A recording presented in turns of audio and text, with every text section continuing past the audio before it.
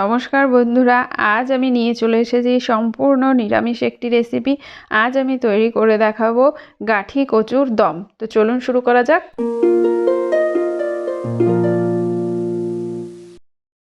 তার জন্য কড়াইতে আমি সর্ষের তেল গরম করে নিয়েছি। সর্ষের তেল গরম করে তাতে আমি দিয়ে দিলাম কেটে রাখা গাঠি কচুগুলো। গাঠি কচুগুলোকে আমি খোসা ছাড়িয়ে সুন্দর করে ধুয়ে পরিষ্কার করে রেখেছি। আর এরকম ছোট ছোট টুকরো করে নিয়েছি আমি। এটাকে আমি একটু ভেজে নেব।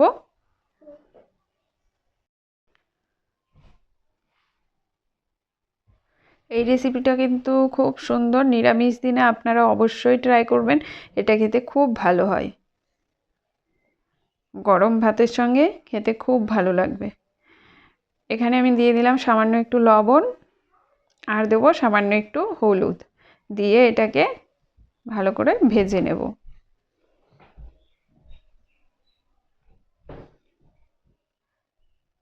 আপনারা চাইলে কচুটাকে আগে একটুখানি ভাপ দিয়েও নিতে পারেন। আমি ভাপ দেইনি, কারণ এটা এমনিতেই সিদ্ধ হয়ে যাবে। এই দেখুন, ভাজতে ভাজতেই কচুটা অনেকটা সিদ্ধ হয়ে গেছে।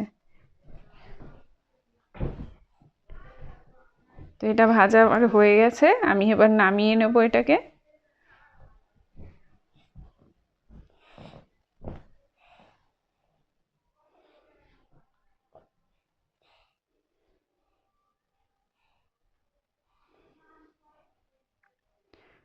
সমস্ত কচুগুলোকে আমি নামিয়ে নিয়েছি। নিয়ে এই তেলেই আমি আগের রান্নাটা করব। তো তার জন্য আমি দিয়ে দিলাম জিরে ফোড়ন, আর দিয়ে দেবো শুকনো লঙ্কা ফোড়ন। ফোড়নটা যখন একটু ভাজা ভাজা হয়ে যাবে, তখন আমি এতে দেব টমেটো কুচি।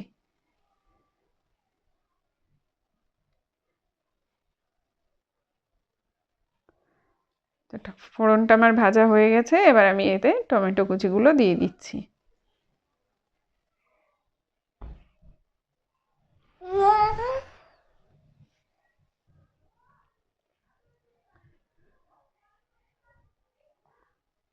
আমার রেসিপিগুলো আপনাদের কেমন লাগছে অবশ্যই কমেন্ট করে জানাবেন।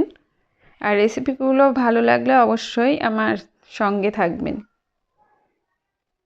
এবার আমি বাকি মশলাগুলো দিয়ে দিচ্ছি। তো প্রথমেই দিলাম লবণ। লবণটা দিয়ে আমি আবার একটু মিক্স করে নেব, তাহলে টমেটোটা তাড়াতাড়ি গলে যাবে।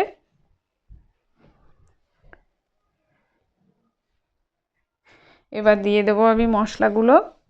তো প্রথমে দেব লঙ্কা গুঁড়ো, দেব হলুদ গুঁড়ো,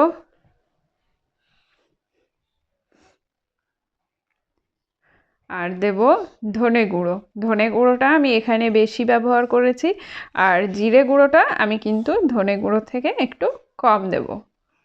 তবে আপনারা আপনাদের পছন্দ অনুযায়ী দিতে পারেন, কোনো অসুবিধা নেই। তো আমি দিয়ে দেবো এর মধ্যে জিরে গুঁড়ো। এবার ভালো করে মশলাটাকে মিশিয়ে নেব।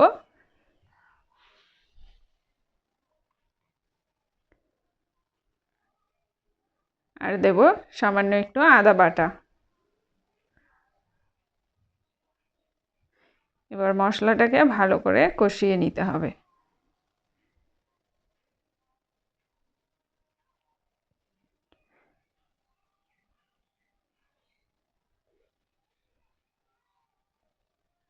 মশলাটা যাতে পুড়ে না যায়, তার জন্য দিয়ে দিলাম সামান্য একটু জল।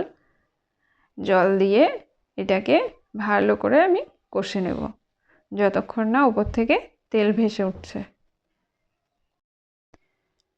তো এরকম নিরামিষ রেসিপি পাওয়ার জন্য অবশ্যই আমার চ্যানেলটিকে সাবস্ক্রাইব করে আমার পাশে থাকবেন। আর পাশে থাকা বেল আইকনটি অবশ্যই প্রেস করে দেবেন, যাতে আমার চ্যানেলে আপলোড হওয়া ভিডিওগুলো সবার প্রথম আপনারা দেখতে পারেন।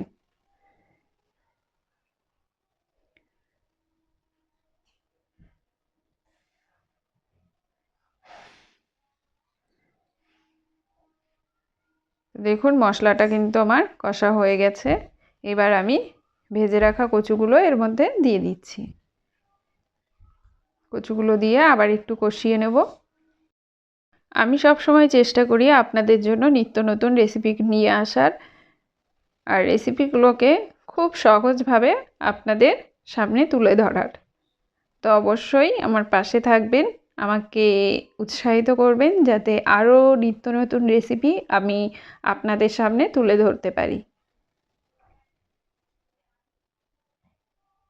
আর যেসব বন্ধুরা আমার চ্যানেলটিকে সাবস্ক্রাইব করে আমার পাশে আছেন তাদের অসংখ্য ধন্যবাদ আমার পাশে থাকার জন্য।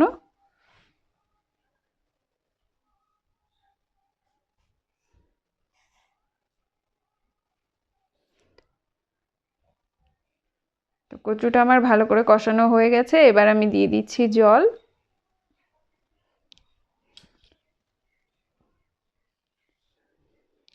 জলটা দিয়ে ভালো করে আমি মিক্স করে এটাকে ঢাকা দিয়ে রেখে দেবো যতক্ষণ না আমার কচুগুলো ভালো করে সিদ্ধ হচ্ছে।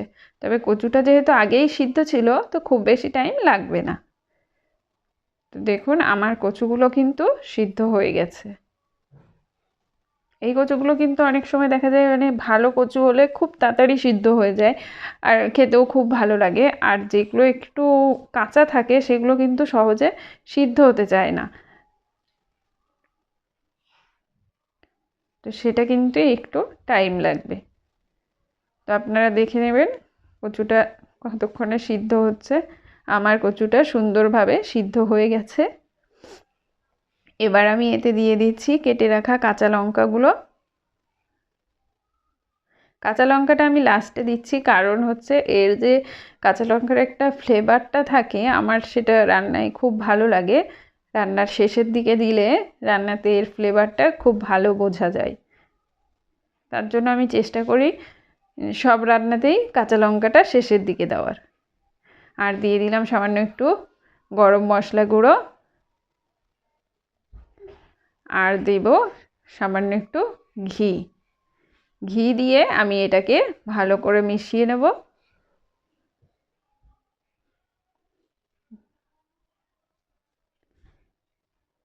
যেহেতু এটা নিরামিষ রান্না তাই একটু ঘি দিলে এটা কিন্তু খেতে ভালো লাগে। দেখুন ভালো করে মিক্স করে নিলাম। দেখুন আজকের রান্না কিন্তু আমার একদম রেডি। তো বাড়িতে অবশ্যই তৈরি করে খাবেন, খেয়ে আমাকে জানাবেন কেমন লাগলো। ভালো লাগলে আমার চ্যানেলটিকে সাবস্ক্রাইব করে আমার পাশে থাকবেন। দেখা হবে আরেকটি নতুন রেসিপির সঙ্গে, ততক্ষণের জন্য টাটা।